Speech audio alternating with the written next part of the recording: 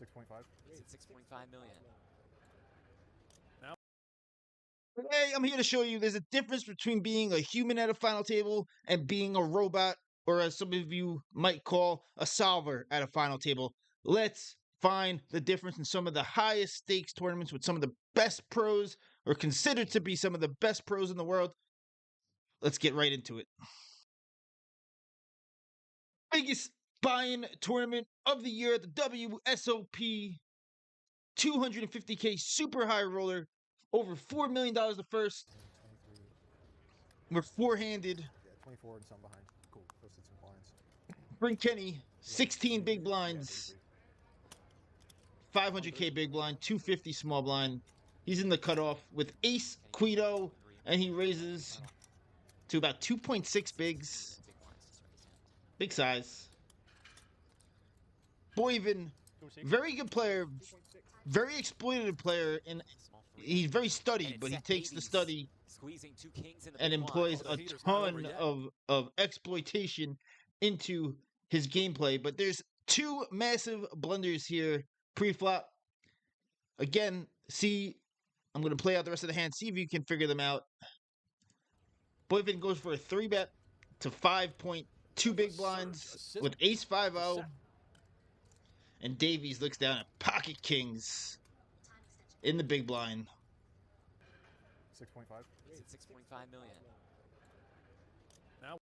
So Boyven goes to 2.6 million. Davies puts in the 4-bet to 6.5 million, virtually putting Kenny all in, but leaving the option still to fold versus Boyven. I think that's great.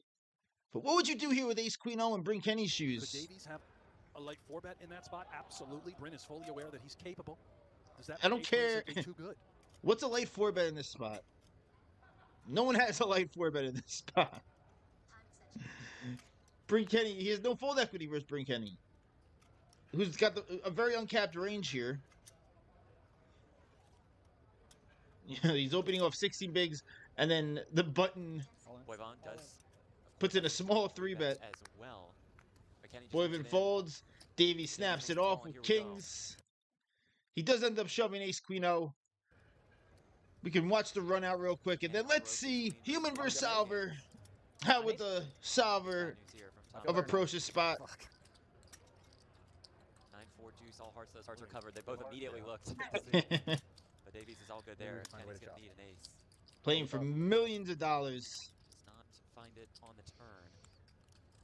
He'll need it on the river to avoid a 4th place finish. 7.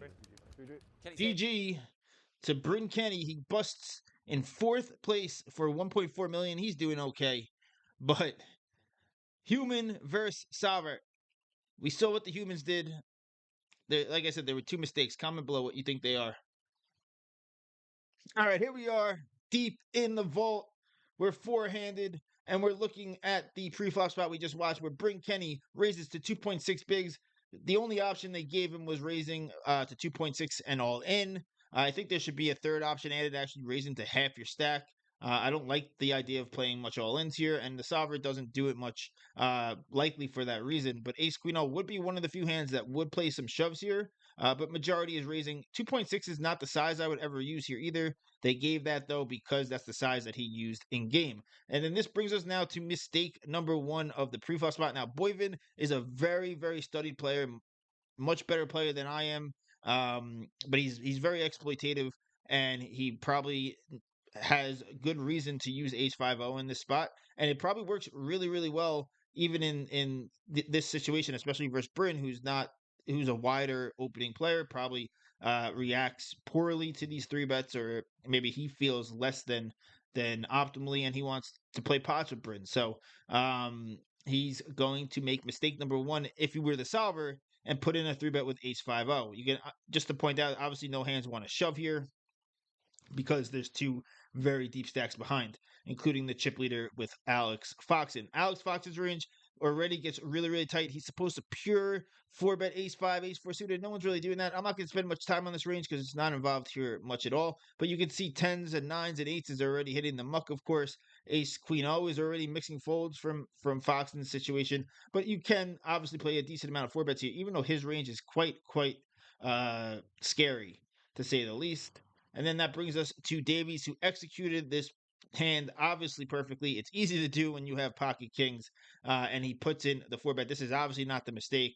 I like 4-betting over shoving. There are some hands that want to shove for good reason. Ace King O being one of them in case it goes 4-bet and Bryn folds and Boyven ends up calling. We don't necessarily want to play Ace King O versus the only other guy that we're tied with out of position. It's a tough hand to play. And Ace King O can shove. Even if we get called by both of them, we're very often going to not be dead. That's why Ace King O is such a powerful hand. You usually have at least one overcard, generally two.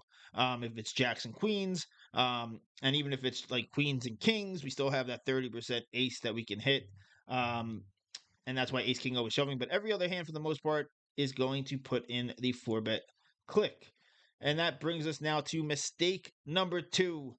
Bryn Kenny, Ace Queen O is a clear fold in this spot. You get 3-bet, you get 4-bet by the two bigger stacks, and you have a hand as far down as the Ace Queen O, and this is pretty far down in his range, considering the action that's taking place. They're both going to be very, very tight. I do want to just point out, Davies does have bluffs here, and the solver has bluffs here. I disagree. I don't think he's going to be doing much of that. I don't think he's going to use this polar portion of this range much. Maybe at some frequency, but not always like they have here. But even with those hands always doing so, Ace Queen O is still a pure fold. So that's mistake number 2, because we saw that Bryn Kenny just said, fuck it. I don't care that I got 3-bet and 4-bet. Ace Queen O is just too strong. I'm getting it in here. Ace King suited and Ace King O is bottom, obviously. And Jacks plus is where we're going to draw the line. So just to point out, if the solver was playing the spot instead of the human, Boyven would have first off folded Ace-5-0 and saved 5.2 big blinds, and Bryn Kenny would have saved his entire stack and still be in the tournament. So the solver wins. Move on to hand number 2. It's 3-handed at a poker go final table. We got Shannon Shore, Landon Tice, Nacho Barbero. I had the solver hand, bro. Tice has the massive chip lead. Let's increase the speed just a bit here. You were ready to play the game. Yeah, I was You were ready. I was going in. Shore's like, can these guys shut up and play the game? Shore opens pocket 5s on the button. Landon looks down. What a life. Pocket aces in the small blind here. This has got disaster written all over it. Small 3-bet to 33K. He 3-bets to 300,000, which is 5 big blinds. Indeed playing the game.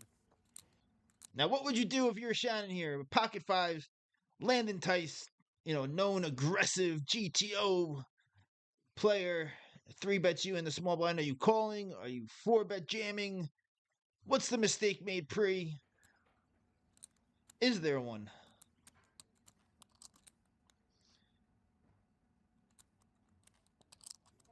There is that shove. It's a big fucking hunt. The snap, and here we go. Shannon Shore's tournament life on the line. 1 underdog against He Landon does go all in. Tice looks to take And Landon has the obvious call with pocket aces. That would also eliminate Shannon. Can he hold? Jack 10-9. Hold, Landon.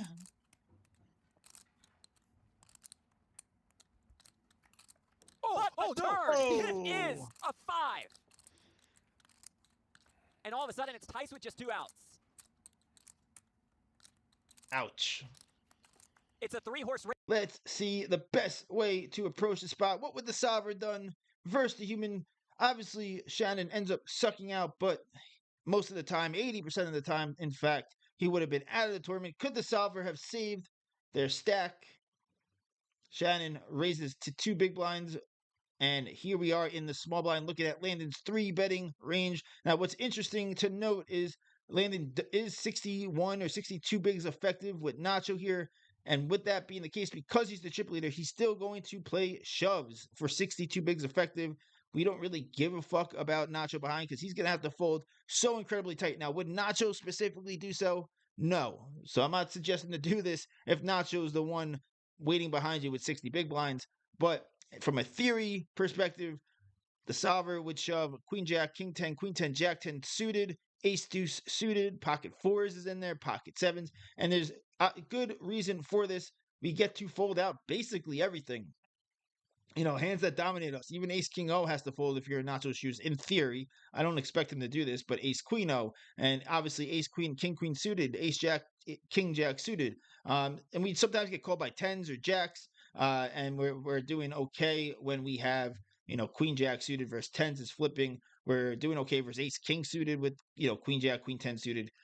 But the biggest thing is we capture a ton of EV by folding out all those hands. And also, even Shannon's going to have to fold relatively tight. And when he calls, we're flipping with a lot more stuff. That's the other side of this is even when we get called by Shannon, Queen Jack suited, we're doing fine versus Ace King O and Ace King suited. And King 10 suited does fine versus Ace Queen and Ace Jack suited, right? And then we're also still flipping with nines down and so on. But that wasn't the action that took place here. Instead, we have a 3-bet to 5 big blinds. Now take a note that he's 3-betting sixes plus in this spot. He's calling fives and fours with just jam or mostly call. In the end, he puts in the 3-bet to 5 big blinds. Whoops, clicked in the wrong spot there. And then you can see now Nacho's reaction to the 3-bet is pretty tight. We don't really care so much. Let's go back and see how Shannon approached the spot. And pocket fives is making a blunder, not a massive blunder, but a blunder to be shoving all in here. Now he's supposed to shove sevens plus because Landon's calling range is going to have fives and sixes in it.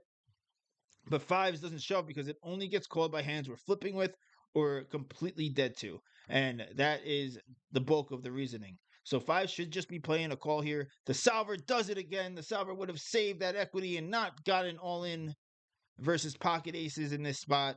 And it would have just played a 3-bet pot in position.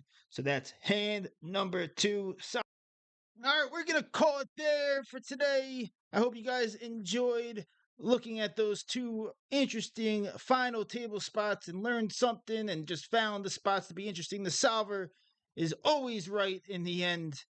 Not always. Obviously, exploiting is important, but you can't exploit if you don't have an understanding of the theory, because then what the heck are you exploiting? Neither here nor there. If you want to be able to study this stuff on your own, sign up now at octopipoker.ai, code DLAZ, or use the affiliate link below. Like, subscribe to the channel. Also, join my Discord. I stream on Kick at kick.com, Team RDP. I might stream some poker here on YouTube soon, but join the Discord to be notified of it all.